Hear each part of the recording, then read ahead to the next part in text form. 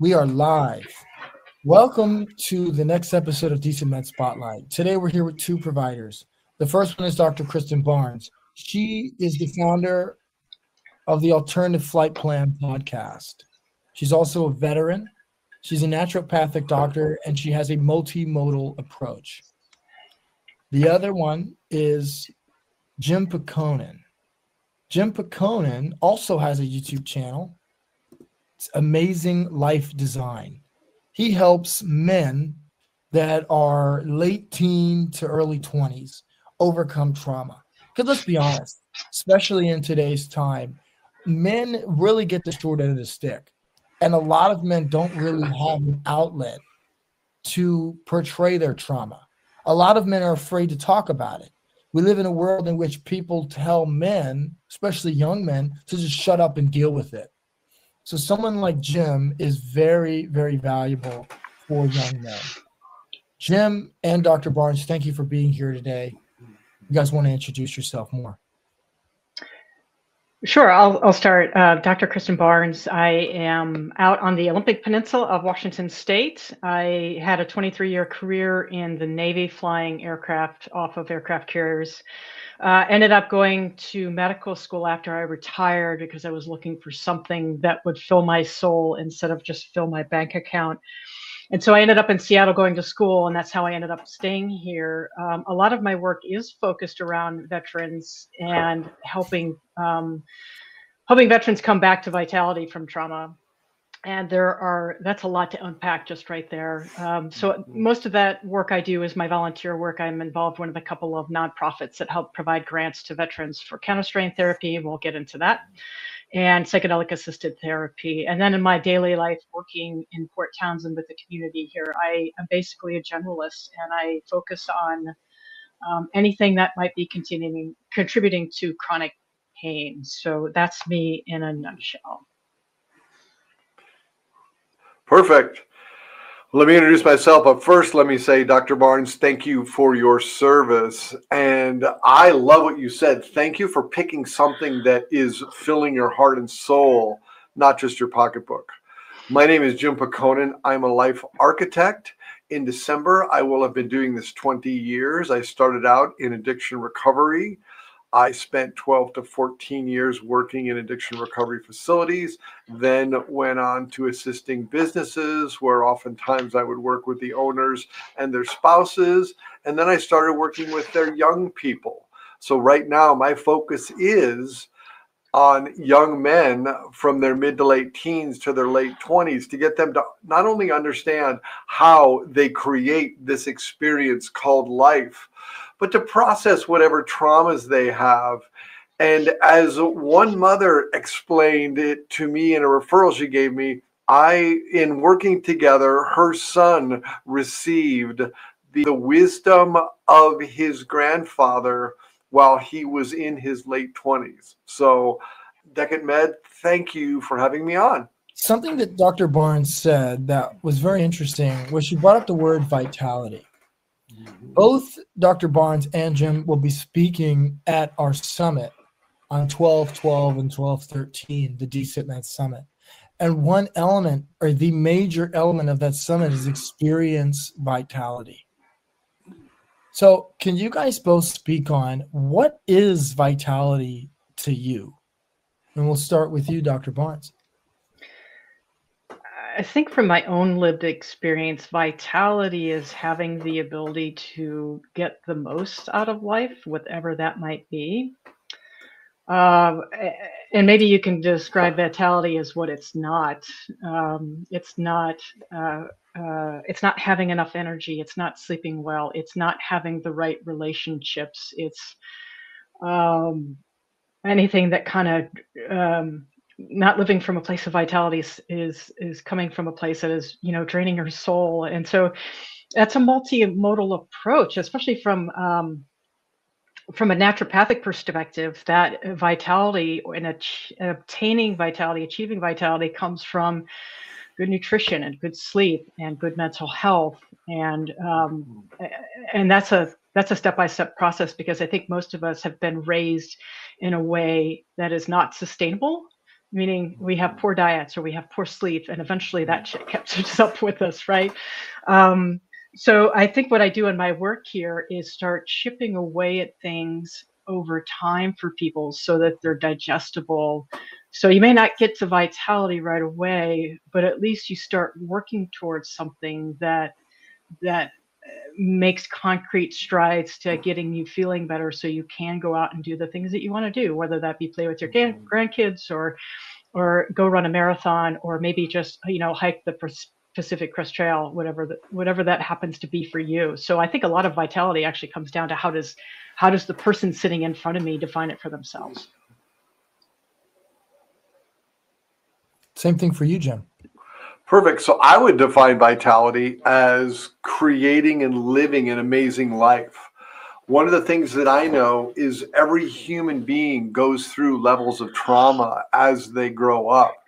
And in the work that I do with people, I get them to understand how we create this experience of life. Because if you think about your life experience, it's created inside of here. It's created in your head. And oftentimes it is based upon the things that have happened to you in the past. And with most of the people that I work with, or really all the people I work with, the minute you understand how you create your reality and the impact that the past has on this created reality, especially the traumas that have occurred to every person at a very young age, then you begin to process life different. And in the past, when you had anxiety and trauma, now you can actually see what was like, how the past impacts your now. You can say no to that impact and you can create an amazing life. And to me, vitality is living your dreams, doing that which you need to, not being in a PTSD spiral or an anxiety spiral. It is really understanding life to the point that you are the master of your fate. I really like how you said that you are the master of your fate, because I think that a lot of people lose track of that, whether it's politics, all of the things that happen in this world that get people away from that center and that alignment, is the fact that you are the architect of your life, and you can't let all the exterior factors affect you. So, again, like I touched on it briefly, but one thing that Dr. Barnes does that I find fascinating that a lot of people really don't understand or know is fascial counterstrain and, in general, counterstrain. So let's start with the basics. What is fascial counterstrain? Fascial counterstrain is a way to reduce inflammation through manual therapy. And manual therapy means hands-on, and it's not like massage or rolfing. It's different in a number of ways. So for those who are familiar with rolfing, they know, and they've been on a rolfing table and they know how painful it is. I've done it myself. I don't think I'll ever do it again. Counterstrain is not painful. It's indirect, as they say. We take the fascial glides in the direction of ease instead of pushing into them to create. That's a very Western way of approaching releasing things, is to push into them. This is a pulling away, and it allows the tissue to relax and to drain inflammation. And when we do that, number one, we download the chemicals that are causing pain signals, in addition to releasing the fascial constriction. Like fascia, that slimy covering that we think of, is actually around every single structure in the body, and it contracts. And if you, in the presence of inflammation, so if you, for example, let's use COVID. COVID, we know, creates an inflammatory storm, and some of those things lodge in the heart, those chemicals lodge in the lungs. If we have an adjustment, if you will, that can move the heart or lungs into a position where we can drain the inflammation from those areas, they'll be in less pain and the structures are going to work better. So, how would you feel if the arteries of your heart fed more blood to your heart? How would you feel if your lungs could expand greater and take in more air? The beauty of fascial counterstrain is its specificity in treating very specific things, like not just the arteries of the heart or the lungs or a bone, but also structures deep within the brain, arteries and veins of the brain, different areas of the brain, including the amygdala or the hippocampus, which are implicated in things like post-traumatic stress, treating the auditory areas, treating the balance areas, which, as we know from a physiological standpoint, are really overactive when somebody's hypervigilant from post-traumatic stress. So counterstrain is, again, hands-on. It's non-invasive. The person doesn't take any clothes off. They just take their shoes off, get on the table, and we do this work. And they get to experience something that's not painful and helps them feel better immediately, which is a lot for people to get their heads around, because we think it's supposed to hurt. Healing's supposed to, we're supposed to do work. Well, yeah, I'm the one doing the work. You sit on the table and feel good. That's what it's all about. The woman I work for in Paulsbo over on the Kitsap Peninsula just published a study showing that fascial counterstrain is effective for the symptoms of post-traumatic stress. And that bears repeating, that there is a manual therapy. This is the first study of its kind that shows a manual hands-on therapy can help people resolve post-traumatic stress symptoms. The study was done with veterans and first responders and was published in Military Medicine. And I think the fact that it was published in Military Medicine is important because they seem to recognize that this is something that our population needs and it's effective. So let's start telling people about this so we can get the word out about what counterstrain is and who it can help. And it's not just veterans and first responders. That's the group that I like to focus on, but it's important to understand that anybody who's had a chaotic childhood, who has undergone something traumatic or some event like motor vehicle accidents, like everybody who's come in my office that has a motor vehicle accident has some sort of trauma that is associated with that event. Well, we have something that doesn't involve pharmaceuticals, doesn't you don't have to eat right. I can't say enough about how amazing something like this can be and what the potential of something like this could be. Yeah, definitely. I mean, this is according to an AI I just found, and it says fascial counterstrain, or FCS, is a manual therapy showing promise for reducing PTSD symptoms by treating the nervous system's physical responses to trauma. Studies suggest that FCS can decrease sympathetic nervous system overactivity and inflammation, a key factor in PTSD, resulting in rapid improvements in PTSD, depression, anxiety, and somatic symptoms after just a few sessions. And something that you said in a previous interview that we did, and another provider, a hypnotherapist on the platform, echoed this, but you mentioned that we need to stop calling it post-traumatic stress disorder. Because if you're in war, you can't, obviously. And the other thing that she mentioned that I found fascinating, and you just touched on it, is that not all veterans experience PTSD, and more people than just veterans experience PTSD. And that's where I want Jim to come in here, because Jim deals with young men. A lot of these young men deal with some kind of trauma. Jim, and I hope you don't mind if I bring this up, but Jim was an experienced SA as a child. And I think a lot more men experience SA than they're willing to talk about. And another thing that's fascinating about Jim is when you look at Charlie Kirk, rest in peace. And no matter how you feel about Charlie Kirk, the man who saw him die, Jim knows his son. And Jim helped his son overcome that trauma. And Jim, if you want to speak on that. Yeah, I'll speak real quick. I have a former client, his brother and the brother-in-law were there when the assassination took place. And that night, I actually did a Zoom session for 7 people in the family to process what they had said. And I love that. I love that redefinition of PTSD, doctor. I really do. And in under 3 hours, we had everything that they had witnessed processed, to where to this day, all 7 of those people do not have PTSD as a result of what 2 brothers and their brother-in-law witnessed.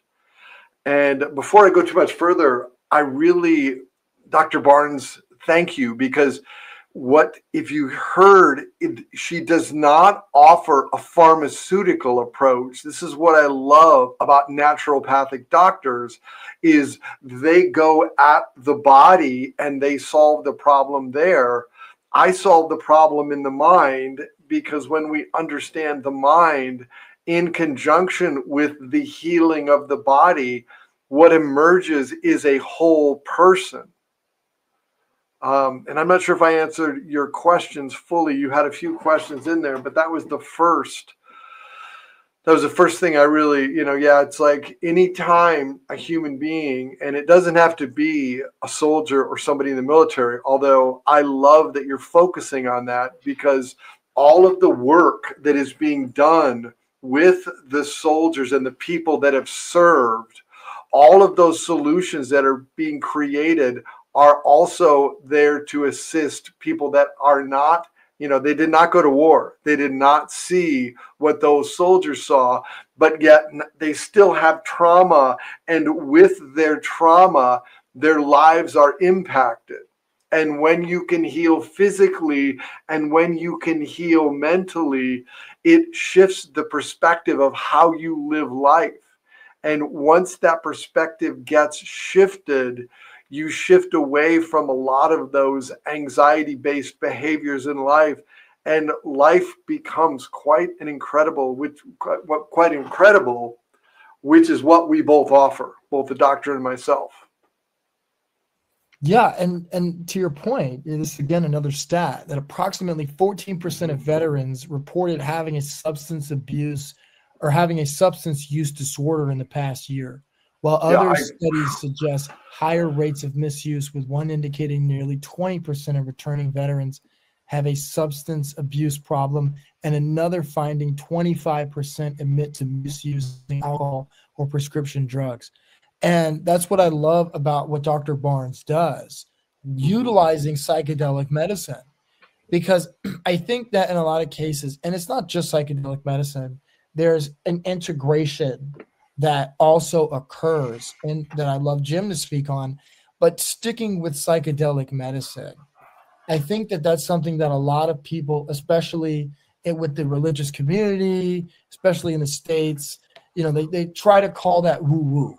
And the problem is that people are getting healed from this stuff, and instead they're being thrown pills, which doesn't help them, and instead causes them to misuse, or in a lot of cases, it causes self-deletion as well. So can you speak, Dr. Barnes, on your work with psychedelic medicine, and what success have you seen with the veterans? Well, I can only talk about my own personal experience with veterans and my own personal experience as a user. I don't shy away from talking about that. I hope that as research continues, that we will see some hard facts, based on the requirements to be published in America, with our Western boundaries, if you will, on what constitutes good research. But I think they're going to show that it's overwhelmingly positive. What's getting in the way is that there's a lot of bias and there's a lot of fear around what these things are and what their potential is. And I don't really have a lot to dissuade people, because it's like, well, what is your fear based on, and have you tried it yet? And if not, perhaps we could stop bashing it until you do actually try it yourself or look at some of the research that's out there. My personal experience is that it's been a mind-blowing part of my recovery back from what I would consider post-traumatic stress. And what we're using now is post-traumatic stress growth, or post-traumatic growth, meaning it's not enough to just heal, but how are you growing after you use these things? And the potential is basically unlimited. I think one of the pitfalls for people is they're constantly in this loop of healing, but there's got to be an end to healing. And that goes into what Jim was talking about, vitality and living your best life. I think psychedelics offer that.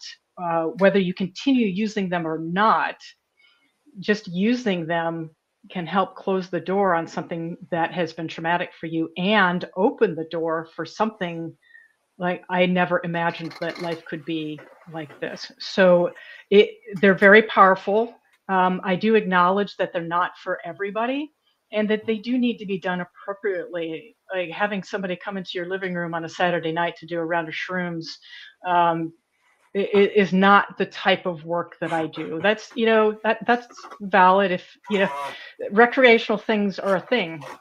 But the type of work I do and the type of work that a lot of veterans are doing in peer-led stuff or peer-led spaces is all about the appropriate use, the integration. Like, what do you do with those insights after you get them? How do you keep that ball rolling? And then what's not talked about a lot is the community that develops and the connection that develops, because really, I think true healing and then growth happens within the context of, I'm going to use the word tribe, but family, chosen family, as opposed to, blood family, or that group of people that's closest to you that you're allowed to be vulnerable with and lean on when times are hard. That the development of that cocoon, if you will, is very, very important to getting beyond the I need to heal and into the I am now vital and I'm grasping for the best that I can in life.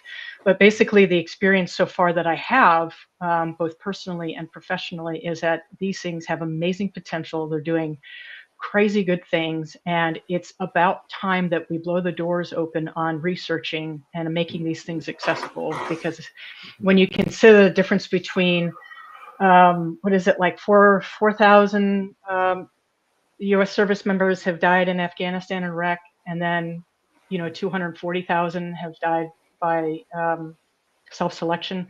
Like that ratio is not acceptable. We need to do more for folks that are choosing to die by suicide. Yeah, I would really agree with that. I think the latest statistic I heard was 22 of our veterans or military people commit suicide every day.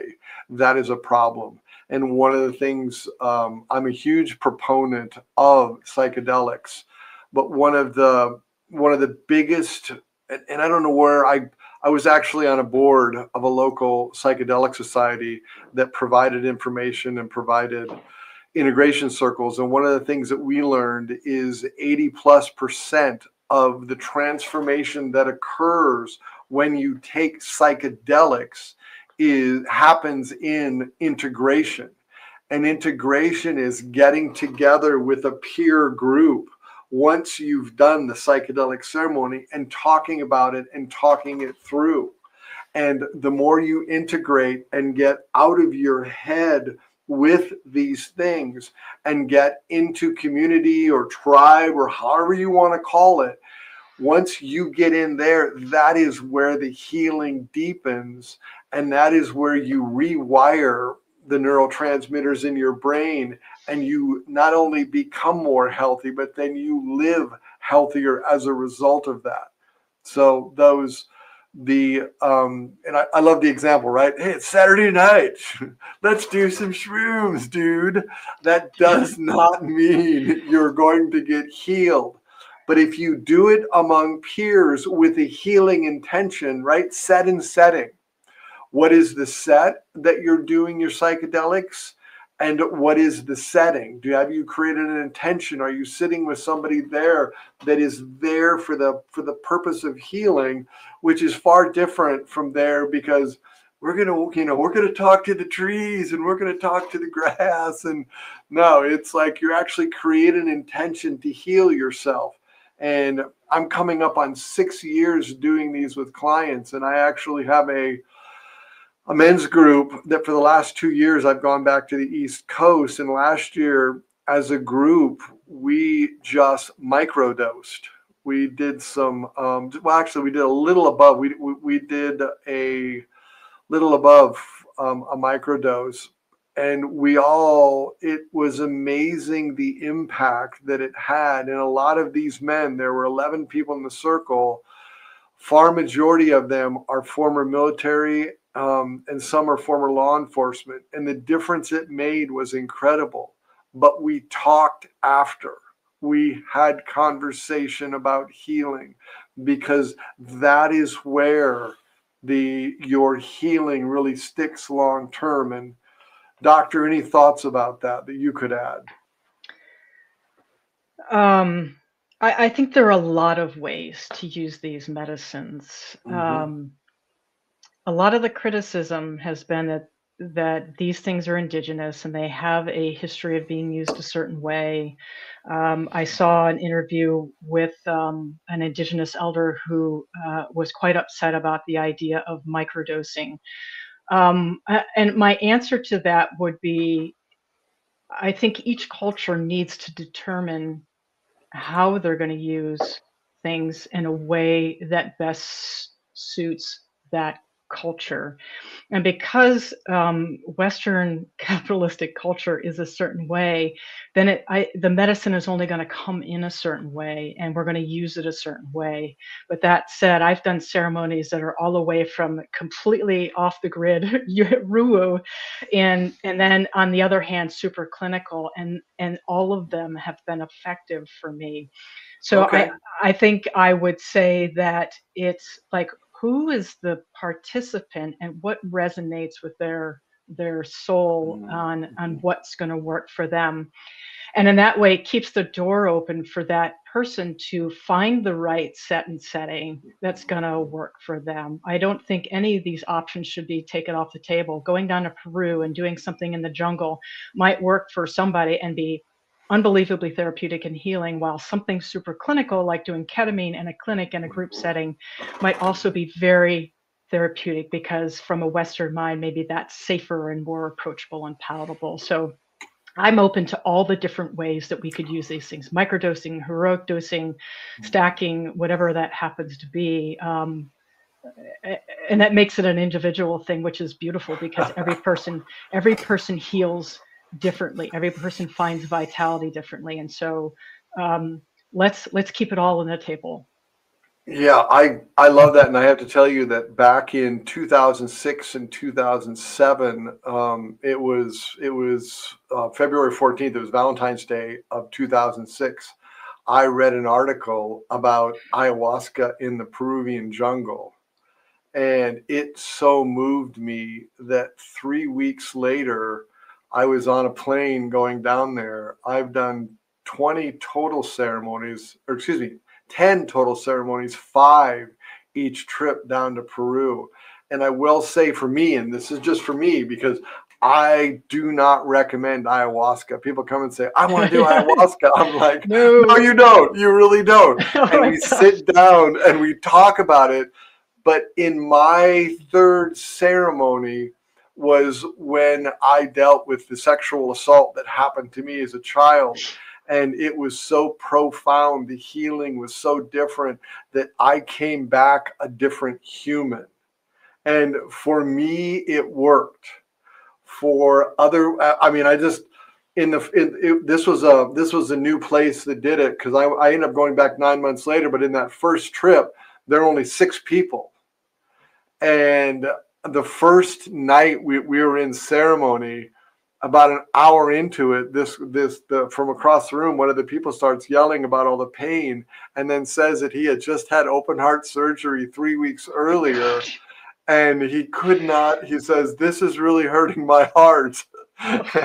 And then you had one other person making sexual gestures and sexual innuendos towards another person in the circle, that the shamans walked over and they just did this thing over him with they gave him an akara, and then they went hoo, hoo, hoo, and I don't remember what they said, but then they sat down, and 20 minutes later he was writhing and screaming. And when I got up the next morning, he and his friend were packing up. But for me, it was the perfect thing that I needed to do to heal the trauma inside my heart. And it's what really opened me up, because that December, because in December it will be 20 years. And I had the December before I went down to Peru. That's when I had begun my coaching. But once I had to heal, once I healed my issues up here through ayahuasca, that's when things changed. And it's funny because after that, you know, in the late teens, I was really kind of against psychedelics. I'm not going to lie, but then I had to remember, oh yeah, that's something that you used, and it turned it around, because it is something that people should talk to people that have done it and make sure it's right for you before you just hop on a plane and go down to Peru. And so, yeah. Well, Yeah. if I could interject real quick, I think it's also important to remember that if ayahuasca isn't for you, it's not your place to say whether it's right for somebody else or not right for somebody else. And that's some of the kickback that I've gotten from people, is that, well, you shouldn't be doing this. Like, it's not your place to tell me what's right for me. Well, exactly. Each person has to figure out what's right for your heart and your soul, you know, whether it's ayahuasca, mushrooms, MDMA, ketamine. I mean, personally, I've experienced MDMA once. I think I need to give it another shot because I didn't have the best experience with it. But a lot of people are very pro MDMA, but me, like, I've found that mushrooms are my thing. You know, and something I found really interesting looking at all the stats, to your point, is that it seems like statistically, versus with trials, MDMA has the most information on it, according to this stat right here. Clinical trials using MDMA-assisted psychotherapy for severe PTSD has shown a significant efficacy of up to 71 of participants in phase 3 no longer meeting the diagnostic criteria for PTSD, compared to 32% in the placebo group. And according to AI, but magic mushrooms is still in early stages, but preliminary studies have shown significant potential. See, for me, with my own journey, I've only done mushrooms, and it's helped me significantly.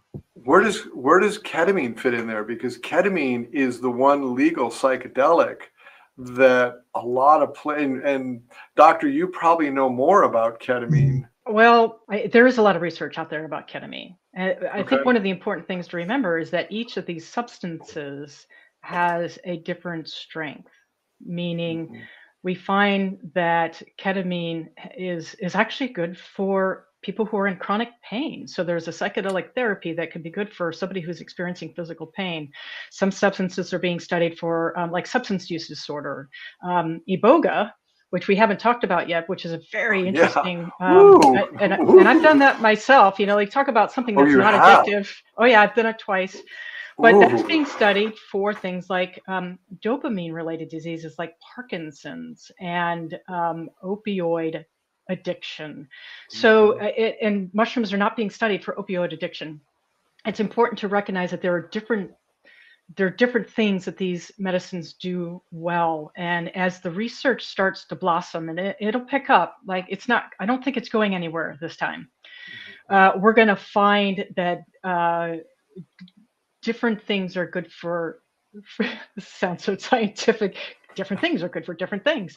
But whether something is effective for a thing is going to be dependent on what it is. So, you know, mushrooms may be good for depression or alcohol use disorder, whereas especially the veterans, like the artillery guys and the naval aviators that I know that have had damage to their brains from pulling G's, you know, maybe something like ibogaine is the medicine of choice.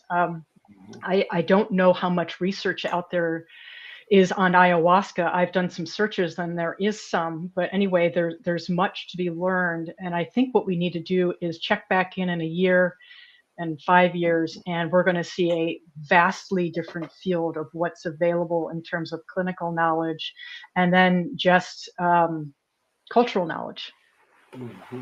Yeah, 100%. And that's part of why we made this platform, because at the end of the day, people are going to do what they're going to do. They're going to try these things. But the more information that we have, the more people can make sound decisions. Ways that we can heal without going to a pharmaceutical pill that we're going to get addicted to for our entire life. If you think about it, a lot of our past, the past generations, they didn't have to take pills every morning. They created life. I mean, even if you take a look at the generation, when I was growing up, we had to deal with boredom. These days, we have these little things right here that assist us to get addicted at a very young age to screens and screen time. And I think one of the things that alternative ways of looking at the health, whether it's with a naturopathic doctor or with a life architect, is between us. You're healing the body, you're healing the mind. And when you can shift your mindset, and then with all of the trauma that's happened, and let's say that you find that perfect psychedelic for you and it works, it's going to open up a life experience that you cannot imagine. And as that life experience opens up, you're going to want to give that to your neighbors, your friends, the people that you served with, right? Because what if we handled things differently and it wasn't just turning to a pill to numb us out, that we actually did things such that we create and live like this one wonderful life that we have. And I love how you said that it's about not numbing yourself. And I think that's the thing that people need to realize. And I love what you guys mentioned about the integration part. That psychedelic medicine is not about numbing yourself in the same way that traditional drugs are about numbing yourself. It's about getting into the, out of your head, into the body, healing that, and then speaking about it. And I think that's the biggest thing. And Jim, if you want to speak more about that, is getting out of your head. Because I think in a lot of cases, people are stuck in their head, whether it's negative self-talk, whether it's, thinking about the future, thinking about the past, it's stuck here. And when we get out of this, get into our bodies, that's when we can really heal. And I love how you mentioned that what it really comes down to, and what naturopathic and alternative medicine does, is it helps to facilitate emotional regulation, reduce hyperarousal, and provide the nonverbal ways to process trauma. So, yeah. And we I mean, I'm going to share a personal story around that. My first wife, who is an amazing woman, suffered from severe depression. And I didn't have the transformational tools that I developed after we parted. But there was a time in our marriage that she got off of all of her medications. And I didn't know how to support her. She's an incredible human. She could not find, she finally did find a therapist that supported her. But literally, she was either 100% up or 100% down. And one of the comments that she told me is that she was so tired of being numb.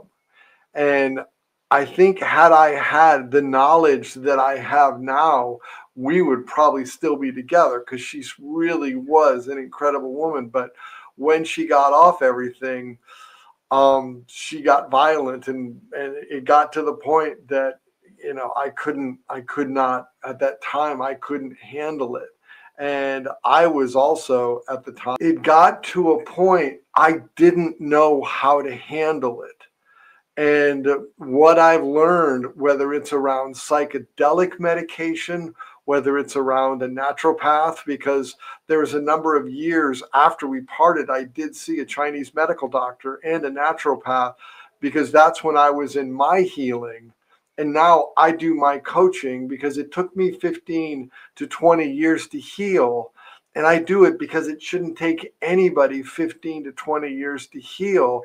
Like, I really, in my heart of hearts, living naturally and living our best life and learning how to deal with the trauma in such a way that we just like my life is incredible. And I'll share a second quick story. And then if Dr. Barnes has anything to add to this, it was about 4.5 months ago, I had a near-death experience. I got crushed, right? I ended up with 5 broken ribs, an abraded lung, a broken spine. I had to have emergency surgery to put a stent in a femoral artery. And as I was crushed and hanging there for under 10 minutes, I thought I was going to die. And one of the things that I had was an incredible amount of peace. So had I died then, I was at peace. I have no regrets in life. I can't say that's where I was 20 or 30 years ago, but it is where I am now. And that's the power of healing, both on a physical level and on a mental level. And that's what alternative methods of healing give us. Because just as Dr. Barnes said, just because it worked for me doesn't mean it'll work for you, the listener. Sometimes we have to explore different ways. It's just like my acupuncturist. I finally found an acupuncturist who does acupuncture and cupping that really assists with the pain associated with broken ribs and a broken spine and the healing that I had to go through. And it works for me. But if you're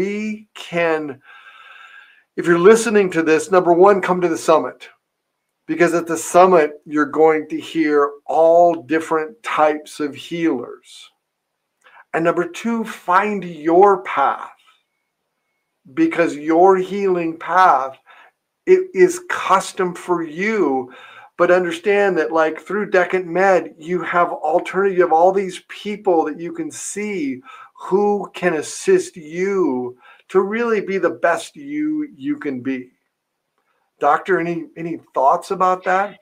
Yeah, we could do a whole nother talk with the three of us on the accessibility of alternative therapies, which is part of the challenge. And maybe we'll talk about some of that when we're in the summit. But people who are disabled or have limited resources, like, well, how can I pay for this? And that's a challenge. We don't have enough time to talk about the rest of that, but I want to at least acknowledge that it's out there, because the conventional system, even if you have insurance, which I consider a smokescreen, isn't necessarily going to cover some of these things. My second point is, for those who are struggling and they're on mood medications, SSRIs, SNRIs, benzos, whatever that happens to be, what we're not doing is judging you for taking those things, because we understand that in a lot of cases those medications are stabilizing, and if we can stabilize you, we can at least work towards getting you exercise and getting you nutrition and doing all the diet and lifestyle things that are important for being healthy on planet Earth. At some point, though, it would be ideal to taper down those things, and that's a long-term plan. So having some patience with where you are. Well, I'm on a medication and I can't do these things. Okay, let's meet you there and see where we can go. And then understanding that the process is, and maybe some healing is slow for a reason, because maybe if we heal too fast, that's too sudden. I don't know, but the healing path that I've taken has been long, and it's required patience. So just acknowledge, like Jim said, if you're listening to this, just acknowledge where you are and be okay with that. And then just understand that, okay, this is where I'm at. I'm okay with that, but here's where I want to go. And if I'm going to use alternative therapies, how can I get there? Yeah, I fully agree with you. Yeah, and it's funny because I get new clients and they're like, do I get off all my meds? And I'm like, absolutely not. Because people being on your meds, that's what has you find Dr. Barnes, has you find myself, has you find, even the Decant Med website. So it's like, work to understand it is a process to get off the pharmaceuticals and get back. It really is. And sometimes, pharmaceuticals are not bad things per se, because there are some people I know that still, I have one client that still, every now and then, she has to take, when things get really stressful, she takes something for a few weeks and it helps her get through that. So it's like, I mean, I'm not here. I don't think we're here to demonize it. My issue is people that are on a lifetime, and you're feeling numb and you're not experiencing the incredible experience of life, because life really is incredible, even in these troubled times. I love that. And that's a great point, is that and even in the psychedelic world, if you're having to do 16, 17, 18, 19, 20 ayahuasca trips, well, then there's a problem and you're not doing the integration part. So to Jim's point, and if you want to correct me if I'm wrong on that, but I'm just be cautious. Like, if somebody needs to do 20 ayahuasca ceremonies and they are doing integration, that's perfect for them. If somebody is doing MDMA and then they move to ketamine and then they try mushrooms and then they go do ayahuasca and then they go back to mushrooms, understand, as long as you're doing the integration work on the other side of your ceremonies, because talk is powerful. So, but to that point, what if they are just doing it, like with the case of marijuana, to numb? I think that's the difference. Yeah, I mean, it's the human race. Like, no matter what substance out there, somebody is going to abuse it, right? People abuse alcohol all the time. People experiment. I mean, maybe that's part of being a free human on planet Earth, is you can do whatever you want and have whatever experience you want on planet Earth. But don't let that take away from the folks who are doing things with the intention of healing. Like, marijuana is a highly potent medicinal herb. And when used appropriately, ceremonially, all the things, it can be very, very potent healer. And that said, if somebody wants to smoke it and get high on their couch on a Saturday, all the more power to them. So that's the spectrum of the human experience. What we're saying from a perspective of alternative healers is there's this thing, and it has the potential to help you heal if you're interested in doing it. Yep. I love that. Okay. Yep. So, I love that too. Thank you. Yeah. Thank you for that. That was very eloquent. And just want to close. This is our upcoming summit. We have a second day also on the 13th. Jim and Dr. Barnes will be speaking. If you guys want to close or talk about the summit or what you guys are going to talk about, you have the floor.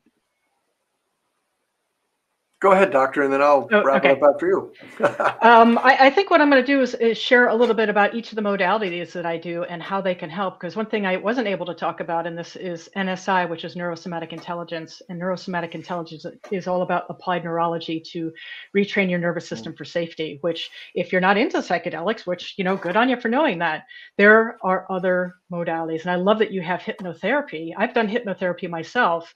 Like, tune into that. If you're going to watch the summit, tune into that, because hypnotherapy can be just as powerful at accessing some of the subconscious. But I look forward to doing a little bit of a deeper dive for the summit and sharing some of the modalities that I do. And if anyone has questions or they have things that we'd want to answer, I would welcome that feedback in preparation for the summit. Yes, beautiful. And I look forward, if you're listening or watching this, join the summit. Take a step into exploring all these different alternative ways to heal. I'll be speaking about the mind, and I'll be speaking to how we create this experience called life and the impact of traumas. But I look forward to sharing more, and I love interactions like this. So, Dr. Barnes, thank you. Decent Med, thank you. And for all of you listening, thank you. Really look forward to assisting you to find your path for healing. And make sure to subscribe to both their YouTube channels, the youtube.com/@alternativeflightplan and youtube.com/@amazinglifedesign. You can also visit their websites at amazinglifedesign.com for Jim, and meridianpassagewellness.com for Dr. Barnes. Thank you so much for joining us today. And this has been the latest episode of Decent Med Spotlight.